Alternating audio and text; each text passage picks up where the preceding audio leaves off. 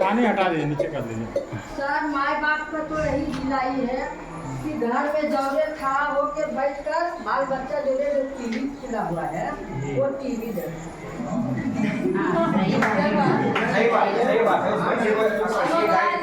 माँ बाप भी टीवी देखता है, बाल बच्चा टीवी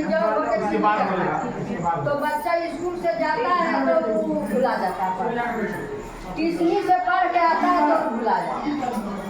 सही बात बोलो, मोबाइल रहता है तो बाल बच्चा को दे देता है कि लो बच्चा बैठो खेलो और काम करते हैं, तो मोबाइल में तो भुला जाता है। नहीं सर हमको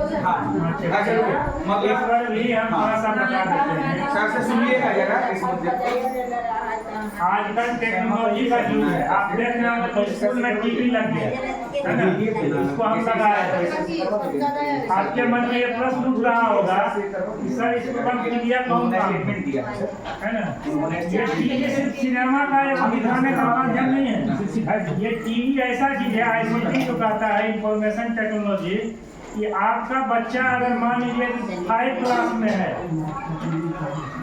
तो दुनिया के बेस्ट टीचर जो उसको पढ़ना है यूट्यूब पर वहाँ पर अवेलेबल है।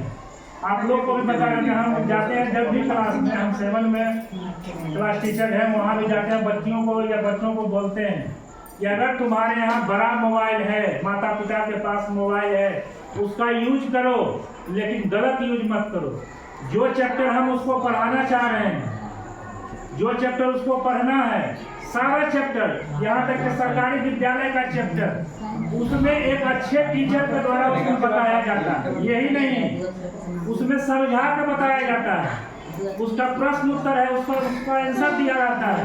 हम लोग भी उसको मोटिवेट करते हैं कि तुम लोग मोबाइल लो, उसमें वीडियो गेम मत देखो, क्रिकेट मैच नहीं देखो, लेकिन तुम्हारे अगर पढ़ाई का साधन है तो उसमें तुम यूट्यूब पर, ऐसा नहीं है कि इंग्लिश में बच्चा अगर बोलने के लिए, टाइप करने के लिए नहीं जान रहा है तो उसको नहीं खोल सकता है, उसमें माइक रहता है ऑप्शन। छोटा छोटा बच्चा का आप देखते होंगे कि आप उसको मोबाइल दीजिएगा, अब बोल के अपने निकाल लेगा, उसमें खाली बोलेगा अतीत से वर्तमान क्लास 7, अतीत से वर्तमान क्लास 7 उसका खुल जाएगा, उसमें खुल जाएगा। अमृता संस्कृत का किताब का नाम है, क्लास 6 अमृता खुल जाएगा।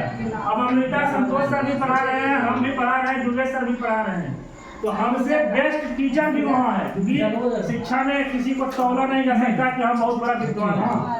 टेक्निक होता है, शिक्षा का मतलब है टेक्निक, पढ़ाने का टेक्निक जिसके पास है, उस टेक्निक को आप लोग उसमें सबको, हाँ आपको गाइडलाइन आपको करना जरूरी है कि अगर हम अपने बच्चों को मोबाइल दिए हैं तो मोबाइल का गलत यूज तो नहीं कर रहा है। हम तो अभिभावकों से यही कहते हैं, जितना हम लोग यहाँ से पढ़ा कर भेजते हैं, हमारे विद्यालय के द्वारा डायरी दिया गया, स्कूल डायरी, शायद आपको बच्चा नहीं दिखाया होगा, हम यहाँ से डायरी दिए हैं। और जब भी क्लास में जाते हैं तो उसमें कहते हैं कि जो हम बोर्ड पर लिखते हैं उनको लिखने नहीं आता है तो कम से कम अध्याय तो जरूर लिखते हैं, क्या पढ़ा रहे हैं डेट के साथ उसको लिखो, और उसमें निर्देश है कि अभिभावक से प्रतिदिन साइन करा के लाना। आप बच्चों से पूछिएगा डायरी आपको देना है ना, हम उसमें डायरी दे देखिए यहाँ हमारे जितने भी हमारे है विद्यालय परिवार जो मेरा है, टोटल वेल क्वालिफाइड है। आप लोग ये मन से निकाल लीजिए कि हमारे बच्चे प्राइवेट स्कूल में पढ़ेंगे तो ज़्यादा राइज करेंगे, वैसी कोई बात नहीं है। ये जितने भी शिक्षक हैं सब कंपटीशन दे के आए हैं, और बिहार लेवल का जो टॉप कंपटीशन होता है BPSC और जो Bihar TET CTET central level पर लेती है, सारे परीक्षा को पास करते हुए आपके नजदीक यहाँ पहुँचे। इसमें संतोष सर ने सही में बोला कि ताली एक तरफ से नहीं बजेगी, आपके अंदर भी भूख है। अगर आपको मान लीजिए भूख लगा है तो आप अपने अंदर में भी जाइए कि कैसे हमको वो प्राप्त होगा। सारे यहाँ जितने भी अभिभावक हम जानते हैं कि आप पढ़े लिखे नहीं हैं या कम पढ़े लिखे होंगे, बच्चा जो पढ़ रहा है उसको आप समझते नहीं हैं, लेकिन हम बार बार यही कहते हैं, हर एक मीटिंग में हम बोलते हैं कि आप कुछ नहीं कीजिए, आप सारा काम छोड़ के आप 2 घंटा उसके साथ बगल में खाली आप बैठ के रहिए। तुम क्या पढ़ रहे हैं राम रहीम हमको मतलब नहीं है, तुम 2 घंटा पढ़ो, अगर ये आप कर लीजिएगा तो हम आपको विश्वास दिलाते हैं कि आपका बच्चा प्राइवेट स्कूल के बच्चे को टक्कर देगा। समझ गए? हम लोग को ये योग्यता है। हम लोग इसमें से जितने हम लोग के लिए आप लोग को बता देते हैं अभिभावकों के लिए कि लोग सरकारी विद्यालय के टीचर के बारे में बहुत सारे कमेंट करते हैं कि मास्टर साहब पढ़ाते नहीं हैं, उनको पढ़ाने के लिए नहीं आता है। लेकिन आपको बता दें कि खास करके हम कहीं की बात नहीं करेंगे दूसरे जगह पर। हमारे बहादुरपुर विद्यालय में हमारा भी प्रधानाध्यापक हैं दुर्गेश सर। बीपीएससी में इन्होंने 3 बार इंटरव्यू दिया है, जिससे बीपीएससी बिहार का सबसे बड़ा कंपटीशन होता है ना। उससे बड़ा कंपटीशन नहीं है पूरे भारत में। यूपीएससी और बीपीएससी यही है। हमारे प्रधानाध्यापक जो है ये 3 बार इंटरव्यू से आपके बीच में है ना। हमारे संजीव सर हैं साइंस कॉलेज पटना के प्रोडक्ट। साइंस कॉलेज का नाम आप लोग सुने होंगे, सब भली बात उस चीज को समझते हैं। बाकी हमारे जितने भी शिक्षक हैं सब बीएड हैं और पोस्ट ग्रेजुएट है ना। हमने 2015 में नेट क्वालिफाई किया है, यूजीसी नेट। और हमारे जितने भी शिक्षक हैं सरकार के द्वारा एक परीक्षा ली गई थी 2-3 महीने पहले। इन्होंने सारे शिक्षकों ने अच्छे अंकों से 75 से 80% अंक लाकर सरकार के दिखाने का काम किया कि हम लोग योग्य शिक्षक हैं। इससे हम लोग अपने विद्यालय परिवार की तरफ से आपसे यही आग्रह करते हैं, मान लीजिए कि आपका बच्चा यहाँ से जा रहा है तो उसको कम से कम आप 2 घंटा, आपसे रिक्वेस्ट है 2 घंटा खाली समय आप खाना भी बना रहे हैं तो आप अपने बगल में उसको बैठाइए। तो एजा बैठ के पर की हो उसको बोरा बैठा दीजिए, बोरा पर आप पढ़वाइए 2 घंटा। कोई भी प्राइवेट स्कूल का टीचर है इंटर बीए से ज़्यादा पढ़ा हुआ नहीं है सर। एक चीज आप जान लीजिए कि हम लोग से ज़्यादा पढ़ा हुआ नहीं है। अगर आपको लगता है तो आप इसी अभिभावक बैठक में गांव का जो आपका सबसे बेस्ट टीचर है उसको आप यहाँ बैठवा दीजिए और हम लोग से डिबेट करवा लेंगे। समझ गए ना? हम लोग में है, लेकिन है क्योंकि बच्चा आपका हम देना उसको चाहते हैं। आप लिख रहे हैं कि इसका वर्ड उतार देना है। सच्चाई भी है। ये लोग हमारे आए ये क्या बोलेंगे? अच्छा, दूसरा एक समस्या और होती है। एक समस्या होती है इस अभिभावक बैठक में हम खुले मन से आपको बोलते हैं कि विद्यालय चलाने के लिए एक मैनेजमेंट होता है, कमेटी होती है ना। हमारे साथ कभी कभी हम लोग डिस्टर्ब ये होते हैं कि आखिर में से बीच में कोई लोग है ना। अब मध्याह्न भोजन के बारे में, फलाने के बारे में, ठिकाने के बारे में विभाग में अनावश्यक रूप से परेशान हम लोग किया जाता है। इसमें सारे लोग जानते हैं है ना। अगर आप हमको परेशान करेंगे तो नेचुरली तो हम डिस्टर्ब रहेंगे। फलाना रिपोर्ट आ गया, हमको उसका जवाब देना। इस चीज में आपका भी सहयोग चाहिए। समझ गए ना? इस चीज का सहयोग चाहिए क्योंकि उसके बिना हम लोग नहीं चल सकते। क्योंकि एक टर्म है सुन के हम लोग बोल रहे हैं। जो भी इस तरह का आवेदन देता हो उसकी आवेदन की कॉपी नहीं सुनिए ना सर, केवल आप ही ज़्यादा सेंसिटिव नहीं है। पढ़ाई के लिए आप कभी लिख सकते कि हमारे भोजन का मौका कमीशन दीजिए। मेरा कहना है कि सर कहीं भी सरकार योजना चलती है आप भी जानते हैं ऊपर से नीचे सारा का हिस्सेदारी बटा हुआ रहता है। ये सत्य बात है। अब मान लीजिए हमारे यहाँ एमडीएम बन रहा है, हमारे यहाँ एमडीएम बन रहा है। आप अभिभावक यहाँ की जांच कर दीजिएगा।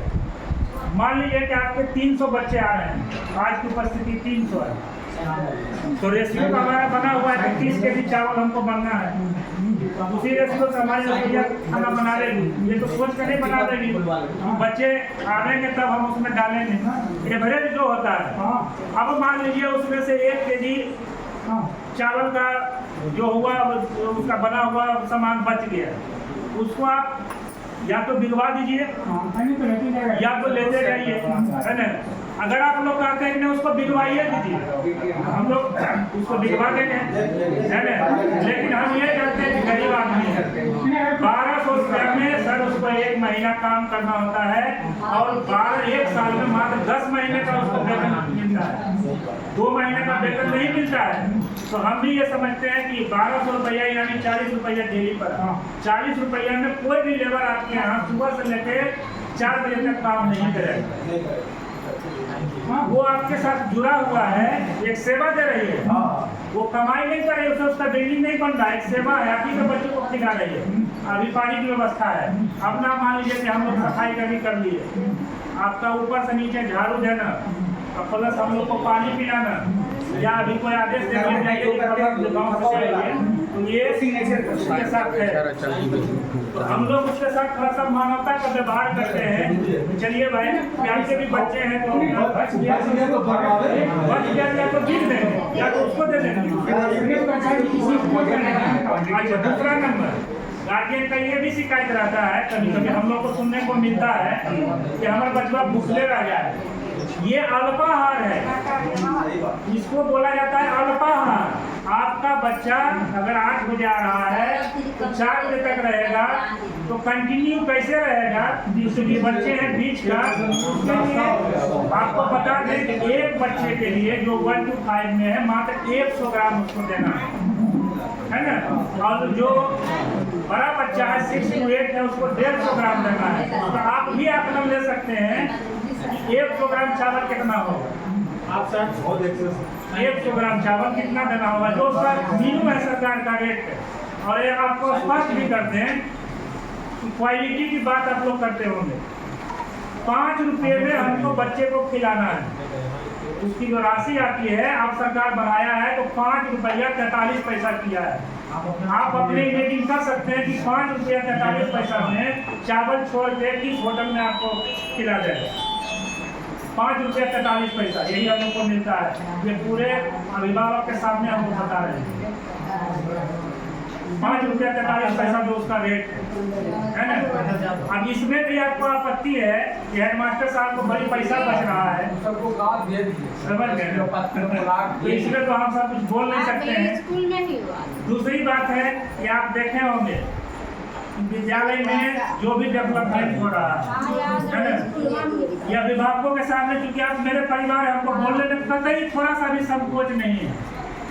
आज विद्यालय में आपका टीवी लग गया है ना, या और भी आपका डेवलपमेंट जो भी करते हैं बच्चे के लिए, हम लोग प्रतियोगिता कराते हैं, तो किसी बच्चे को कोई नहीं कर सकता कि सर हमको 100 रुपया मांगे। यहाँ से लेके बिहार तक और राजगीर तक उसको ले गए है ना।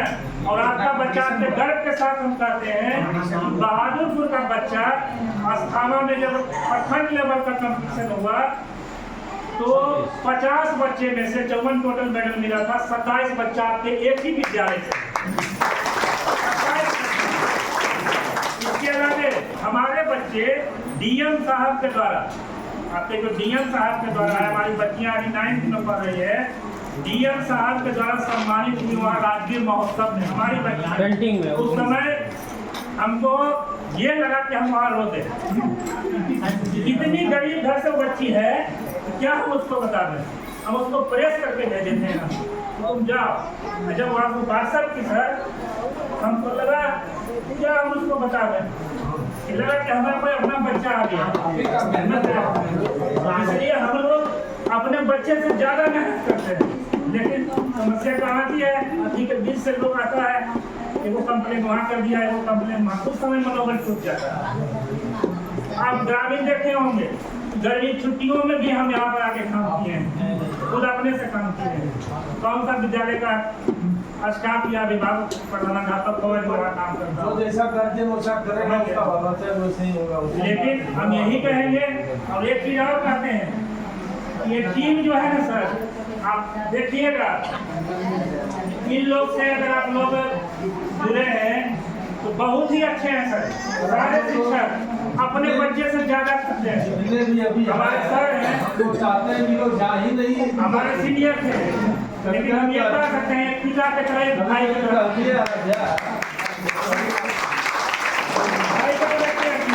कभी ऐसा कभी हमको महसूस होने नहीं दिए कि हम सीनियर हैं तो हम ये उसमें कर रहे हैं। एक कॉपरेशन के प्रति कैसे हमारा विद्यालय निकल, दिन रात हम लोग विद्यालय के लिए सोचते हैं, लेकिन उसमें यही है आपका भी सहयोग उसमें होना जरूरी है।